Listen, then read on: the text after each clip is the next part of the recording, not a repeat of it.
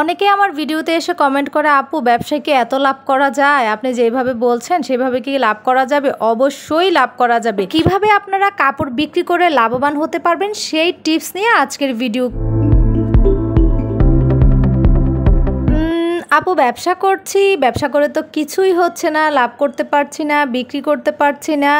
তো আজকে আমি আপনাদের সাথে আমার এই ভিডিওতে শেয়ার করব আপনারা কিভাবে ব্যবসা করে মোটামুটি একটা ড্রেস থেকে লাভ করতে পারবেন, কতটুকু লাভ করবেন, আর কোন ড্রেস থেকে আর কিভাবে আপনি কি পরিমাণ টাকা লাভ করলে আপনার ব্যবসার মূলধনটা বাড়বে। হ্যালো এভরিওয়ান, আসসালামু আলাইকুম। কেমন আছেন সবাই? আশা করছি সবাই ভালো আছেন ও সুস্থ আছেন। তো আজকে নতুন আরেকটি ভিডিও নিয়ে কিন্তু আমি চলে এসেছি। আর আমার আজকের ভিডিওর টপিক থাকবে কি বলেন তো? আমার আজকের ভিডিওর টপিক থাকবে হচ্ছে কাপড়ের মূল্য নির্ধারণ। আপনারা কিভাবে কাপড়ের মূল্যগুলো নির্ধারণ করবেন এবং কত টাকা বিক্রি করলে আপনাদের লাভ হবে, আপনাদের খরচ বাদ দিয়ে, আপনাদের পরিশ্রম বাদ দিয়ে, তারপর হচ্ছে আপনাদের মূলধন থাকবে। তো সেই বিষয় নিয়েই কিন্তু আমার আজকের ভিডিওটি থাকছে আপনাদের জন্য। পাশাপাশি কিন্তু আমি আজকে প্যাটেল প্রিন্টের কিছু ড্রেসও দেখাবো। আপনারা চাইলে কিন্তু আমার এই ভিডিও থেকে প্যাটেল প্রিন্টের ড্রেসগুলোর স্ক্রিনশট নিয়ে আমার কাছ থেকে আপনারা পাইকারি খুচরা উভয়ই নিয়ে নিতে পারবেন। পাইকারি অবশ্যই পাইকারি দামে রাখা হবে, খুচরা তো খুচরা দামেই রাখা হবে। আর ভিডিওতে আমি বলে দিব যে এগুলোর খুচরা দাম কত। সেগুলো জানতে হলে অবশ্যই ভিডিওটা প্রথম থেকে একদম শেষ পর্যন্ত ইনফরমেশনগুলো ভালো করে শুনতে হবে, যেটা আপনারা শোনেন না শুনেই হচ্ছে আমাকে অনেক ধরনের প্রশ্ন করেন। যাই হোক, তো চলেন ড্রেস দেখাই। আর হচ্ছে কাপড়ের মূল্য নির্ধারণটা আমি আপনাদেরকে বলে দিচ্ছি। ধরেন আপনি একটা কাপড় কিনেছেন 300 টাকা দিয়ে, ঠিক আছে? এখন আপনার কাপড়টাই হচ্ছে মাত্র 300 টাকা দামের একটা কাপড়। তো এই কাপড়ের উপরে আপনি আর কয় টাকা লাভ করবেন বলেন তো? আপনার মূলধনটা কিভাবে বাড়বে, আপনার খরচ কিভাবে ওঠাবেন? কারণ দেখেন, আপনি যত কম দামি কাপড় কিনবেন আপনার লাভ তত বেশি কম হবে। যত কম দামি কাপড় কিনবেন আপনার লাভ তত বেশি কম হবে। হ্যাঁ, আপনারা ঠিক শুনেছেন, ঠিক আছে? আপনি শোনেন, আমি হচ্ছে গিয়ে আমার কাছে যেটা মনে হয়, আর আমার ব্যবসায় মূলধন বাড়ার একটাই কারণ, আমার ব্যবসায় প্রথমেই আমি দামি কাপড় উঠিয়েছিলাম। দামি বলতে হচ্ছে অনেক বেশি দামি না, একদম আপার লেভেলের না, মানে মিডিয়াম কোয়ালিটির কাপড় উঠিয়েছি। মানে মিডিয়াম কোয়ালিটির কাপড়ের দাম ছিল, কোয়ালিটি ভালো ছিল। তো সেই ক্ষেত্রে দেখা যায় আমার থেকে আমার কাস্টমাররা কাপড়গুলো নিয়ে তারা হচ্ছে গিয়ে স্যাটিসফাই ছিল আর কি, যে না কাপড়গুলো তো ভালো, রং কষ উঠছে না, কিছুই উঠছে না, মোটামুটি দামের তুলনায় কিন্তু কাপড় ভালো পেয়েছি। তো কি হলো এই ক্ষেত্রে? আমার কাস্টমার কিন্তু আমার কাছে রিপিট হলো, ঠিক আছে? আমার কাস্টমার আমার কাছে রিপিট বারবার এগেন অ্যান্ড এগেন বারবার কিন্তু আমার কাছে আসতে থাকে, কারণ জানে যে আমার থেকে কাপড় যদি তারা 800, 900, 1000 টাকা দিয়েও নেয়, সেই কাপড়গুলোর কোয়ালিটি তারা খুব ভালো পায়। পায়জামার কাপড়, তারপরে ওড়না, জামা সব কিছু ভালো পায়।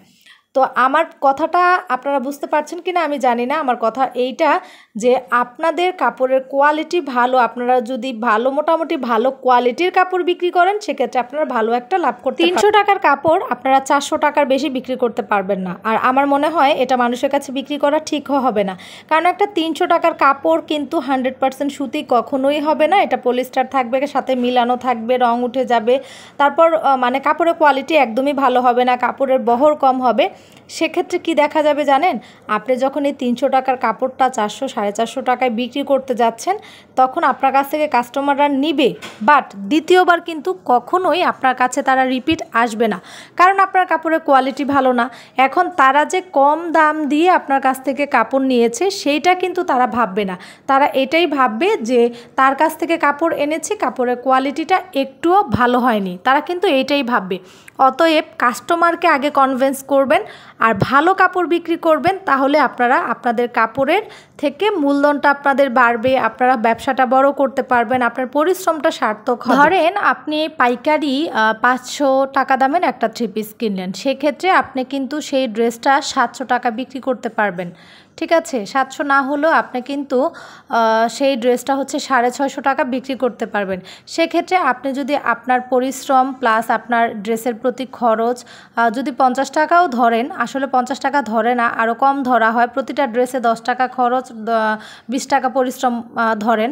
তো এই খরচটা বাদ দিয়েও কিন্তু আপনার এখানে কত থেকে যায় বলেন তো? 120 টাকার মতো মূলধন কিন্তু আপনার থেকে যায়, মানে আপনার লাভ থেকে যায়। তো এটাই হচ্ছে ব্যাপার। আপনারা কাপড়ের মূল্যগুলো এইভাবেই নির্ধারণ করবেন। ধরেন আপনি 800 টাকা পাইকারিতে একটা ড্রেস কিনেছেন, তো সেই ড্রেসটা আপনি 1000 টাকা বিক্রি করতে পারবেন চোখ বন্ধ করে অনায়াসে, কারণ আপনি জানেন যে আপনার এই কাপড়ের কোয়ালিটিটা বেস্ট। আপনি ভালোভাবে জানেন আপনার কাপড়ের রং কস গ্যারান্টি থাকবে, আপনার কাপড়ের কোয়ালিটি ভালো, অনেক বহর হবে, কাপড় সাইজে অনেক বড় হবে, যে কোনো মানুষ পরতে পারবে, মানে যে কোনো স্বাস্থ্যবান মানুষ হচ্ছে পরতে পারবে। নামাজি ওড়না থাকবে, পায়জামার কাপড় 2.5 গজ থাকবে। যখন দেখবেন যে আপনার একটা ড্রেসের সব দিকে ঠিক আছে, সব কিছু ঠিক আছে, সেক্ষেত্রে কিন্তু আপনি আপনার ওই ড্রেসটা থেকে 200 টাকা লাভ করা কোনো ব্যাপারই না। আমার কাছে যেটা মনে হয় যে 200 টাকা লাভ করা কোনো ব্যাপারই না, কারণ আমি যখন 800 টাকা দিয়ে একটা পাইকারি ড্রেস আনি, আমি অবশ্যই সেটা 1000 টাকা বিক্রি করি। আমি যখন 850 টাকা দিয়ে একটা ড্রেস আনি, অবশ্যই আমি এটা 1050 টাকা বিক্রি করি, কারণ এখানে আমার 50 টাকা আমার পরিশ্রম, তারপর হচ্ছে গিয়ে আমার ভাড়া খরচ, আমার লাইটে, মানে সব কিছু আমার খরচ ধরে বাকি টাকাটা কিন্তু আমাকে অবশ্যই লাভ ধরতে হবে, নয়তো কিন্তু আমরা ব্যবসা আগাতে পারবো না। এটা আমি জানি। আমার এই ভিডিওগুলো খুচরা কাস্টমার প্লাস পাইকারি কাস্টমার সবাই দেখে, বিশেষ করে পাইকারি যারা নেয় আমার থেকে তারা দেখে, তারা আমাকে অনেক বলে যে আপু কীভাবে মূল্য নির্ধারণ করব। অলরেডি আমার চ্যানেলে ভিডিও দেওয়া আছে মূল্য নির্ধারণের, তারপরেও আমি আবারও আপনাদের সাথে শেয়ার করলাম। সবসময় এই বিষয়গুলো মাথায় রেখে তারপরে হচ্ছে আপনি আপনার কাপড়ের মূল্যটা নির্ধারণ করবেন। আপনি যখন অনলাইন থেকে কাপড় অর্ডার করে নেবেন, অবশ্যই আপনার একটা ভাড়া খরচ আছে, মানে ডেলিভারি খরচ আছে। তো আপনার প্রত্যেকটা ড্রেসে আপনার ডেলিভারি খরচটা কনভার্ট করে ফেলবেন, ঠিক আছে? আপনার যতগুলো ড্রেস নেবেন প্রতিটা ড্রেসের উপরে আপনার ডেলিভারি চার্জটা আপনি ভাগ করে প্রত্যেকটা ড্রেসে আপনি বসিয়ে দিবেন, দিয়ে দেন তারপর হচ্ছে গিয়ে আপনি আপনার বাকি এক্সট্রা যে খরচ, আপনার পরিশ্রম, সেটাও ধরবেন। 10 টাকা 20 টাকা এরকম করে করে ধরে দেন আপনি মিনিমাম 100 টাকা মূলধন ধরবেন, ঠিক আছে? 100 টাকা লাভ ধরবেন, ধরে আপনি আপনার ড্রেসের মূল্যটা নির্ধারণ করবেন। তো এভাবেই হচ্ছে খুব সহজে কিন্তু আপনার ড্রেসের মূল্যগুলো নির্ধারণ করতে পারবেন আর ব্যবসা আগাতে পারবেন। আর এইভাবে যদি না করেন তাহলে কিন্তু আপনার কখনোই হচ্ছে গিয়ে ব্যবসায় লাভবান হবেন না, আপনার ব্যবসা আগাতে পারবেন না, ঠিক আছে? তো প্রত্যেকটা জিনিস আপনি যতবার মাল কিনবেন এবং সেটা বিক্রি করবেন, তারপর যত টাকা মূলধন আসবে সেটার একটা হিসাব রাখবেন।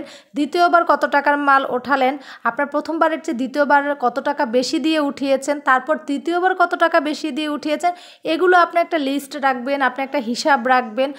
ব্যবসার নতুন পর্যায়ে কিন্তু এই জিনিসগুলো অনেক বেশি ইম্পর্ট্যান্ট, মানে পরিকল্পনাটা আপনার অনেক বেশি জরুরি, যে আপনি আপনার পরিকল্পনা অনুযায়ী এইভাবে আগাতে হবে, তাহলেই আমার মনে হয় আপনি একটা ব্যবসায় ভালো কিছু করতে পারবেন। যাই হোক, আমি জানি আমার ভিডিওটা অনেক আপুরা দেখবে এবং আমাকে বলবে যে আপু অনেক ধন্যবাদ এই ভিডিওটা শেয়ার করার জন্য। তো ঠিক আছে, সবাই ভালো থাকবেন, সুস্থ থাকবেন, আর আমার জন্য বেশি বেশি দোয়া করবেন। অবশ্যই আমার থেকে ড্রেস অর্ডার করবেন, ঠিক আছে? তো আজকের মতো আল্লাহ হাফিজ, আসসালামু আলাইকুম, এখানেই রাখছি। আল্লাহ।